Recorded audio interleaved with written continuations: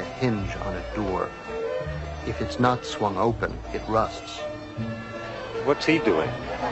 Moving.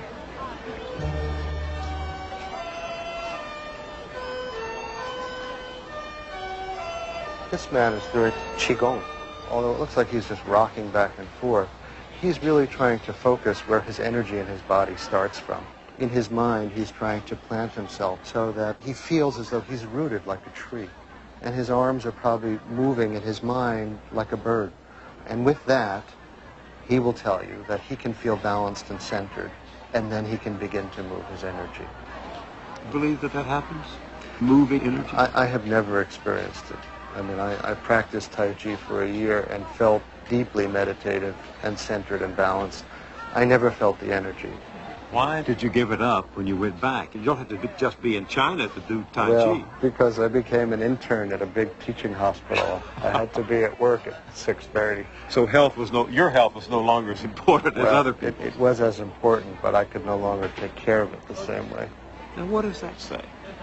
It's a relatively recent phenomenon that Western medicine has suggested that calisthenics and aerobics and taking care of your physical stamina is essential to maintaining health or intervening in illness. To the Chinese, they started on the other side.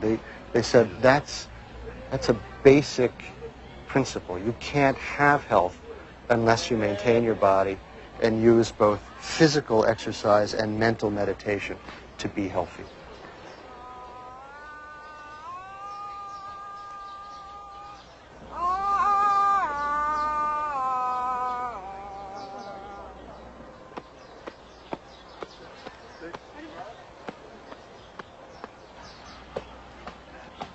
What this gentleman is doing, when I first saw it, looked so strange to me. He's doing what's called moving Qigong, walking Qigong. He's trying to meditate while he walks.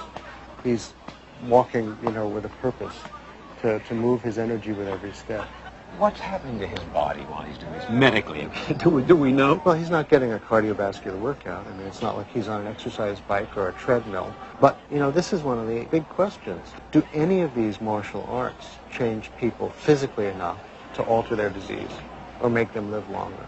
You ask me as a Western scientist, I don't know. But what I know is that there's hundreds of millions of people out in the fresh air every day and have been for 24 centuries with the belief that if they do these exercises, that's how they'll maximize their health.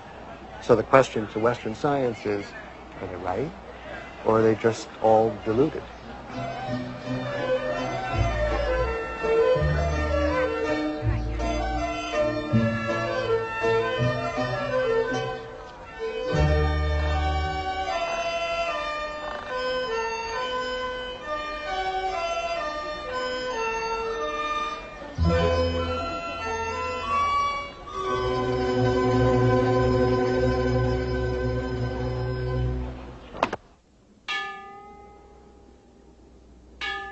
I can see that although traditional Chinese medicine seems alien to Westerners, it does have something to offer our practice of medicine. On the one hand, there's the practical contributions it can make, herbs for certain diseases, acupuncture. There's another level that's becoming clear to me. To these people, it seems that health is not just the absence of illness, it's a philosophy of life. Right. The idea is that the way you live your life, your thoughts, your emotions, that's what shapes your health or your illness. That philosophy goes back a long way. Yes. Very, very long way. It's based in Taoism. And Taoism, this is a Taoist temple, the White Cloud Temple, built in 500 years ago. But, by the time this temple was built, the Taoist ideas of Chinese medicine had been practiced for 1,500 years.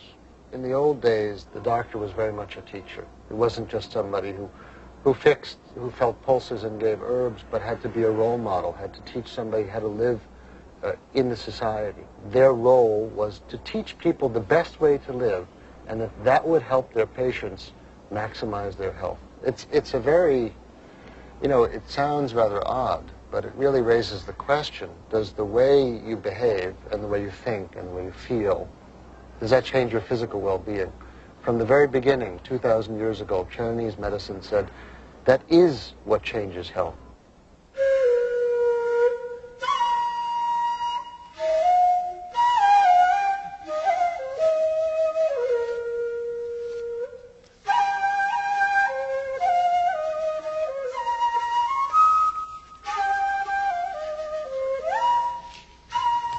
This man is one of the more gifted people that I've met in China. Professor Wang Junhui. You studied calligraphy under him when you were here? Yeah. And he, partly because of his training and partly because of his interest, is also a scholar of Chinese medicine because he knows Taoism. He knows the philosophy of the whole culture. What he's drawing here, Bill, are the characters for water and mountain. If I were reading about a mountain in Chinese, I would be seeing that picture. You would be seeing it, knowing it, and he's feeling it.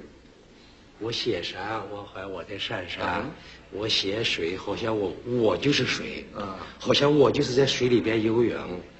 那么这样时间长了呢，就是这个入静、安静。当你入静，当你安静时，这个气呢，它在这个身体内部的这个运行啊，就是比较怎么说呢，顺利的，是流畅的。这个气在你的身上啊在走。所以你用气出哎，发。所以我也用点气，但是这个气呢，跟那个一般我搬东西或者我做什么这样的这个不大一样，而是一种内在的这个。He has to control his chi like somebody doing the martial arts in order to get the meaning right. 就是中国的这个哲学啊，古代认为这个宇宙啊，它在没有宇宙之前就有元气。那个气呢，一直在这个宇宙里边这样运行，这就是我们看不见的，也摸不见的，但是它在我们身上它是起作用的，这样的，是个这个，就是它是一团元气，这样的东西。